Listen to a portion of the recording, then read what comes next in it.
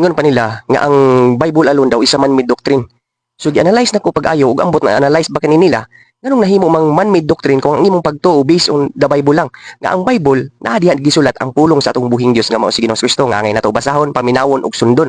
So nganong nahimo mang man-made doctrine kung ang imong pagtuo nakaangkla lang sa Biblia.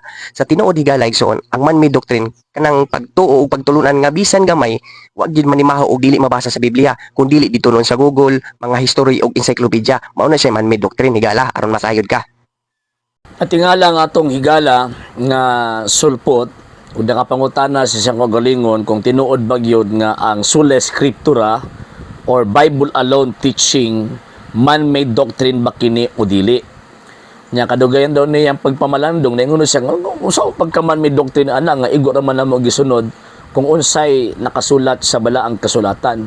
Kana pala nga gitawag og punto usa kana ka dakong butang nga diin gisupak na ninyo ang pagtulunan nga gitudlo sa Ginoong Jesucristo. Ngano man, pinaka number 1, nagtukod si Kristo og iyang iglesia, unya kining mong iyang iglesia, particularly katong unang iglesia, ang mga apostol, iyang gisugo sa pagpanudlo. Wala man gisugo aron pagbasa. Ikaduha nga, tawag ini nga punto, wala pud tay mabasa sa Biblia nga gisgutan ni Ginoong Jesucristo nga kung di mabasa sa Biblia di tinuod. Kaya actually mo man na ang doktrina nga kanang sola scriptura. Dapat dito lang ta mag-focus o dito lang ta mutuo kung unsa nakasulat. The rest of that di na nato na gitawag og tuuhan. Og kanang butanga dili na mabasa sa Biblia.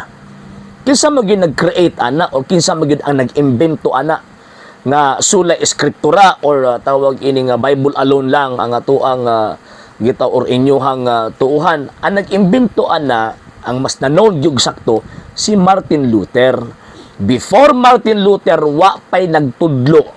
Or before 12th century, wala pa'y nagtudlo. Nga, bisag ko sa Kristiyano, mahitungod ni anang sola scriptura. O wa pa'y nagtudlo. Even ang mga apostol.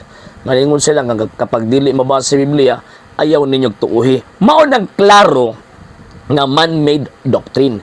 Kanang mingon mo nga ang amo alang mang gitawag anang gituuhan kadto ra man nakasulat.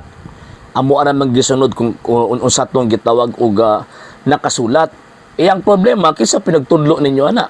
Og anus apod ninyo na nadawat na teachings nga ang kadtong nakasulat lang ang inyong tuuhan. Kaya kung ingon ana ang inyong punto, mahimong walay pulos ang gisugo ni Kristo sa pagpanudlo.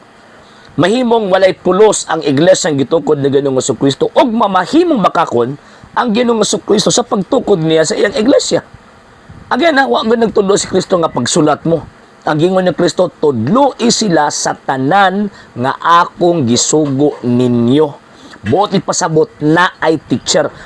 Ang mga Katoliko, kami nga mga Katoliko, wa mi supak concerning sa Biblia. Ngano man kay ang simbahang Katolika ang responsable man nga nagtudlo mahitungod ni anang maong Biblia. Mabuto nito umi ang tawag ining Old and New Testament nga mo ng Biblia nito umi nga sinulat nga pulong sa Dios sa hinungdan kay gitudlo ka na sa Iglesia Katolika, Apostolika Romana bisan pa dili mabasa letra por letra sa Biblia. Pero kamo nagtuo man mo ana doktrina man ninyo nga ang Biblia pulong sa Dios, ang Biblia that composed of Old and New Testament pulong sa Dios. Kisa pinagtudlo ninyo ana kung di ninyo dawaton ang teaching sa simbahang Katoliko. Di ba? Okay. Lastly, kanang ingon sila nga ang man-made doctrine kanang nag-quote kuno mga encyclopedia, kanang nag-quote kuno og tawag ining Google. Actually, kung ingon ana nga inyong prinsipyo concerning sa pag-interpret sa inyong doctrine, mahulog nga magkatawa ang mga taong edukado sa inyong prinsipyo. Ngano man kay dili ba pwede nga ato ang i-separate, ato ang ibuwag ang basic and the secular knowledge concerning sa pag-interpret nato sa mga religious matters. Nga naman, kaya ang Kristo maya, dili lang kayo siya usa ka religious figure, o sabiya siya ka secular and historical figure.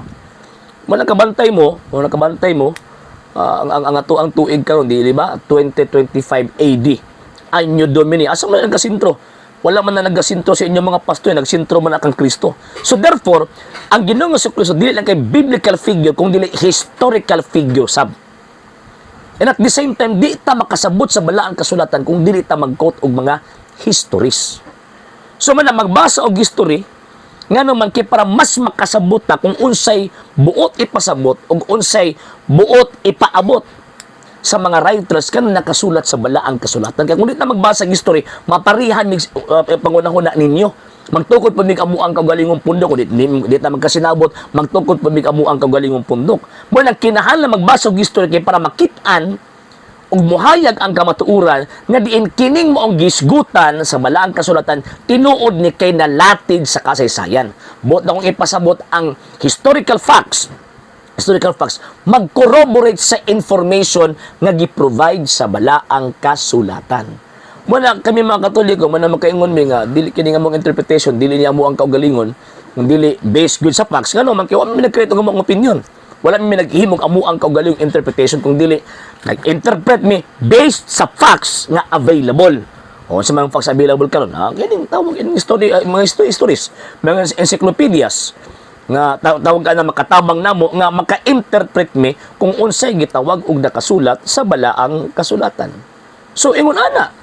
So di mo pwede isalikway ang history, di mo pwede isalikway ang Google kay karon nga panahon Google naman sa una libro magyud na gitawag ini mga hard copies of the books nga kinahanglan nimong basang karon kay taas naman develop naman yun ang kahibalo sa tao na nani mga internet mo na nga magtanaw sa Google o mag-research kung unsa bag katinuod na kasulat sa balang kasulatan. Mo nang Katoliko katuman nagtulong mga Katoliko di gid masaag sa inyong pundok ngano man kay magkamaluman ang kanang inyong pundok dili gikan kang Kristo. Kanang inyong pundok gi-create o gitukod lang og mga Amerikano. So kung gitukod og Amerikano ng inyong pundok, so unsa may expect nato? Divine teaching? No, human teaching. Man-made teaching o usa din na kanang sula eskriptura. So kung mingon mo og sula eskriptura, tinuod na din basahan niyo sa Biblia. Unsang sitas na, unsang kapitulo, unsang bersikulo. Gitudlo na sa Ginoo, gitudlo na sa mga apostol. Kung wala gani, imurang gikaon ng imong kaugalingong argumento.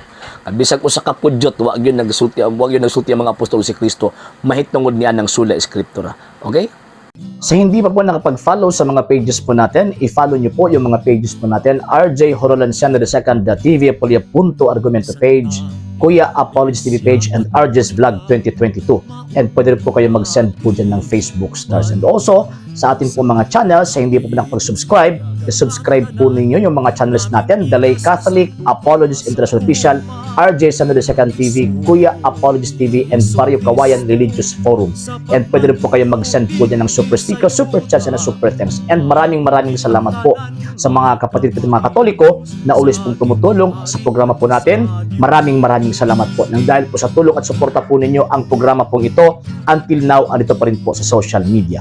And until now din po, nangangailangan pa rin po tayo sa tulong at suporta po ninyo dahil wala po kami magagawa rito mga sir, mga ma'am, kung wala po yung tulong at suporta po ninyo. Sa gusto pong tumulong, sa gusto pong sumuporta, pwede po ninyong ipadala ang tulong at suporta po ninyo sa pamamagitan po ng ating mga account numbers dyan po sa ating pong screen. And pwede nyo po kaming i-message sa ating pong page kung via remittance po yung papadala po ninyo. Maraming salamat po in advance.